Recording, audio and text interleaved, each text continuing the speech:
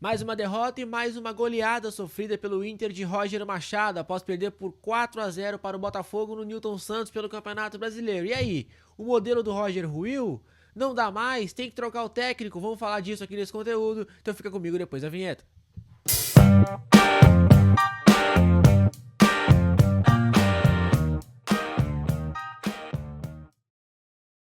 Salve, gurizada, tudo bem com vocês? Tudo belezinha? Sou o Gabriel Camargo, setorista do Inter no canal do Lucas Fontes, como vocês já sabem. Então, antes de mais nada, se inscrevam por aqui e ativem as notificações.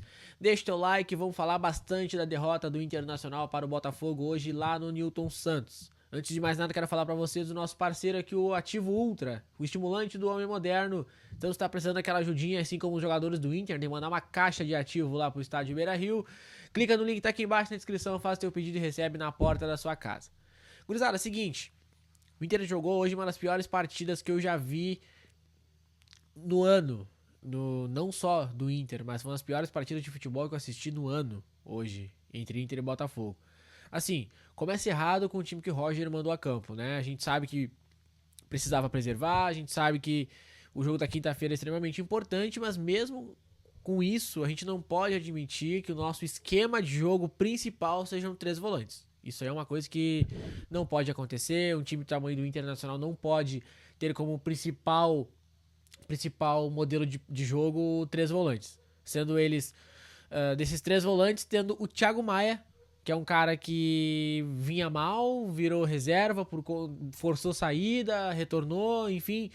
O Thiago Maia sendo o cara mais avançado e ainda com a abraçadeira de capitão no braço. A abraçadeira que foi de D'Alessandro, foi de Fernandão, foi de Alex, Bolívar, Índio, enfim, Guinazu. A gente não pode admitir uma coisa dessa, tá, gente? A gente não pode... E não vamos longe, jogadores que nem ganharam títulos, mas que são muito mais líderes, né? A braçadeira já passou por Rocher, por Vitão, por Gabriel Mercado, enfim. A gente não pode admitir uma coisa dessa. Aí o Roger errou na escalação, escalou com 3 volantes novamente, o Diego Rosa totalmente sem ritmo, colocou num jogo... além de errar o modelo de jogo, na minha visão, o Roger errou também nas peças, porque o Rogel... É inacreditável o amor que o Roger tem pelo Rogel. Ele, inclusive, foi perguntado sobre isso na coletiva e disse que o Rogel fez bons jogos recentemente, que em relação aos outros zagueiros, ele é o que tinha mais condições físicas de jogo. Aí tá. Primeiro ponto, já que eu já não concordei com o Roger e o Rogel. Aí o Ramon, beleza. O Bernabé não vai jogar todos os jogos. Agora, a trinca de volantes, tu passar por Ronaldo, o Thiago Maia e o Diego Rosa, o Ronaldo pra mim é o que teve menos culpa porque correu pelos 3, né? Jogou mal também o Ronaldo, mas ele não faltou empenho pro Ronaldo. Dificilmente ele compromete assim fortemente. Agora o Thiago Maia não existe, né? O Thiago Maia, pelo amor de Deus. E o Diego Rosa, totalmente sem ritmo, desembocado, fez uma partida muito ruim também. Eu que defendo aqui a titularidade do Diego Rosa, geralmente, não jogou bem. É inacreditável o Roger ter o Oscar Romero à disposição, que foi contratado justamente para ser uma reposição ao Alan Patrick. É suficiente ou não é outra conversa. É o cara que é da função. Time reserva e o cara no banco. Gabriel Carvalho ficou fora da viagem para Colômbia por opção técnica. Mandou buscar o guri em Porto Alegre e deixou o guri no banco. Gabriel Carvalho entrou no segundo tempo quando estava 3 ou 4-0 já. Acho que estava 4-0 pro Botafogo. O Wesley não jogou bem, mas o Wesley foi um dos que mais tentou. Inconformado, o Wesley deu entrevista também na beira do campo.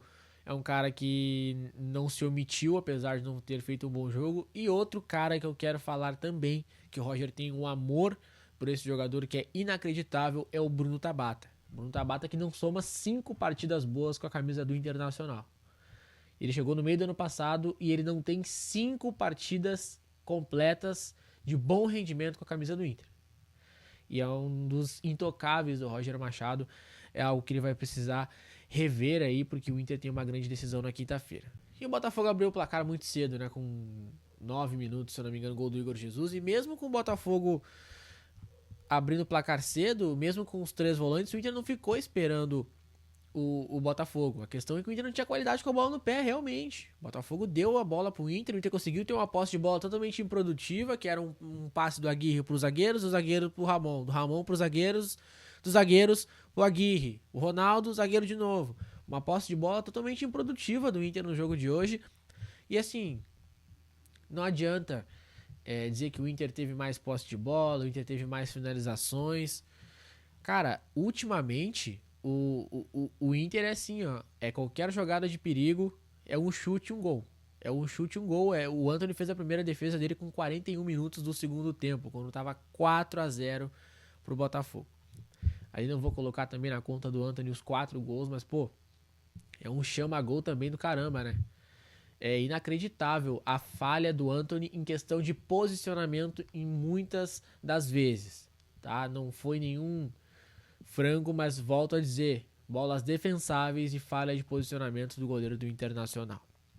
E aí, o Roger na coletiva ele acabou dizendo que ele acredita que o Inter possa retomar o bom rendimento, que o Inter possa retomar o bom futebol. Ele garantiu isso, inclusive, e ele também foi perguntado sobre os técnicos anteriores, né? O Mano Menezes e o Eduardo Cudê, que não conseguiram terminar uma temporada, que na segunda temporada deles saíram no meio do ano. E o Roger acredita que possa fazer diferente para que o destino dele não seja o mesmo, sendo demitido no meio da temporada por perder aí o modelo de jogo. Ele acredita que o modelo dele não ruiu, né? E que o Inter pode voltar a jogar bem e quinta-feira é o jogo do termo, jogo do ano, jogo da vida, enfim, foi citado pelo Roger, foi citado pelo Bisol e foi citado pelo Ronaldo na zona mista também após a partida.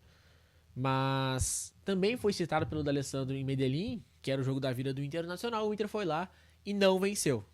Então a gente precisa saber, a gente precisa entender qual o tipo de jogo da vida que o Inter tá planejando, qual é o tipo de jogo da vida que o Inter, que a comissão técnica, que os jogadores, que o clube como um todo está levando.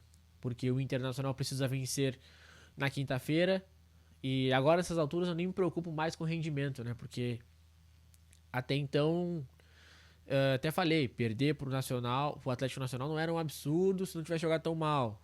Perder pro Palmeiras não seria um absurdo. Perder pro Corinthians não seria um absurdo se não tivesse jogado tão mal. Agora eu não quero nem saber se vai jogar mal. O Inter precisa ganhar os 2 últimos jogos da Copa Libertadores e precisa voltar a vencer pelo Campeonato Brasileiro. Isso que mais importa nesse momento. E outra, o Inter sofreu, até pegar os números aqui, o Inter sofreu 11 gols nos últimos 3 jogos, juntando Libertadores e Campeonato Brasileiro. Então é uma coisa que virou uma peneira a zaga do Inter. Joga Vitão, joga Vitor Gabriel, joga Rogel, joga... Enfim, não importa.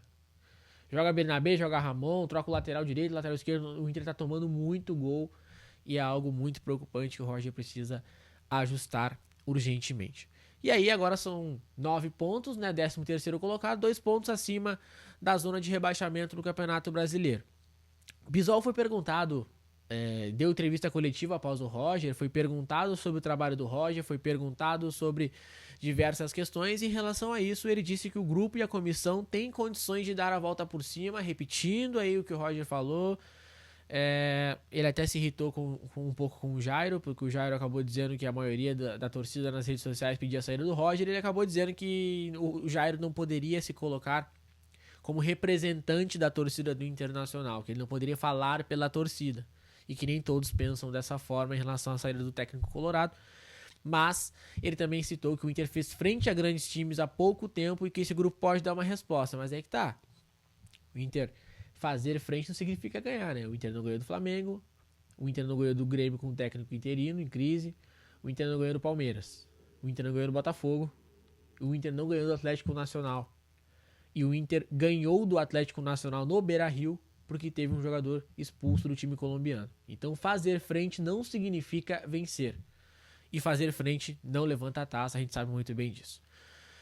Então é uma situação muito complicada do Inter nesses últimos jogos. Acho que é preciso ter muitos ajustes. Eu não sei também até que ponto vai esse respaldo da direção com o Roger Machado. Eu acho que se o Inter não ganhar na quinta-feira e na sequência não voltar a apresentar um bom futebol, eu acho que o Roger não vai resistir.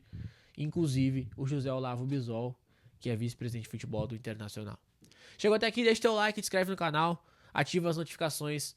Eu volto a qualquer momento com notícias do Colorado. Vejo vocês amanhã. Tchau!